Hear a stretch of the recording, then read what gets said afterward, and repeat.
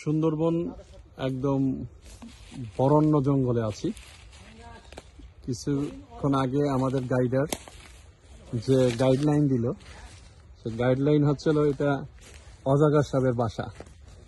এই অজগর সাপ এই বাসার ভিতর থাকে, সে এখান থেকে বের হয়ে অনেক সময় হরিণ টরিণ খায়।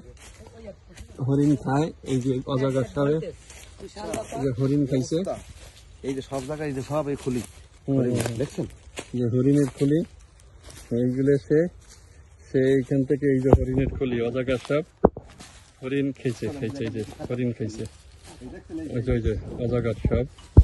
এখানে অনেক রিস্কের জায়গা, সে যে কোনো মুহূর্তে আমাদেরও খেতে পারে। শুধু এই যে বাঘে, এই যে হরিণ আর হরিণ, প্রচুর হরিণের, এই যে হরিণের খুলি,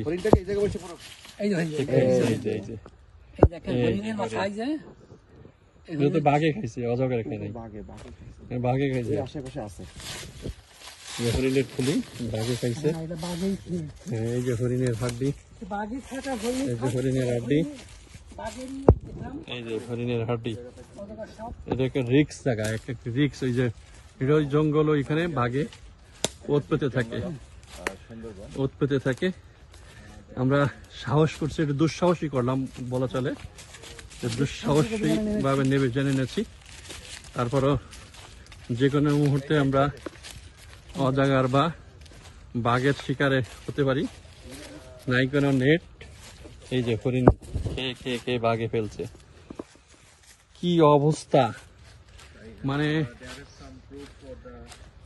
এই যে হচ্ছে যেই বাঘে যে আমরা অনেক সময় ডিসকাভারিতে দেখি না, এই যে বাঘের ভিতর পলাই থাকে, এখান থেকে মানুষকে বা হরিণকে হামলা করে। একদম অরণ্য জঙ্গল এই সমস্ত জায়গা সাধারণত। হ্যাঁ হ্যাঁ হ্যাঁ, স্বাভাবিক, খুবই রিস্ক। আমাদের উনি গাইডার আমাদেরকে সাহসও দিচ্ছে, আবার ভয়ঙ্কর কথাও বলছে। যে জায়গায় আমরা আছি, যে কোনো মুহূর্তে আমরা হামলা না করতে পারে, কিন্তু সতর্কের মাইন নেই। যে কোনো মুহূর্তে বাঘে আমাদেরকে হামলা করতে পারে, কিন্তু তারপর আমরা ভয় করছি না, তারপরও করছি না, কারণ আসছি যখন, তখন সেটার শেষ না দেখে ছাড়বো না। কোথায় আছে একটু লড়াই নাই হয়ে যাক, একদম আমরা অরণ্য জঙ্গলের ভিতরে আছি। বের হচ্ছি জঙ্গল থেকে, আস্তে আস্তে আমরা এখন বিচের দিকে, ওই যে বিচ দেখা যাচ্ছে। হ্যাঁ হ্যাঁ হ্যাঁ,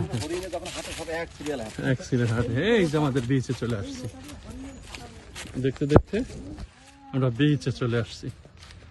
ওয়াও, জঙ্গল, এই যে হরিণরা আসছে, এই যে হরিণের পায়ের চিহ্ন। ওয়াও, এই যে হরিণ হাটে, হরিণের পায়ের চিহ্ন, হরিণের হাগার চিহ্ন।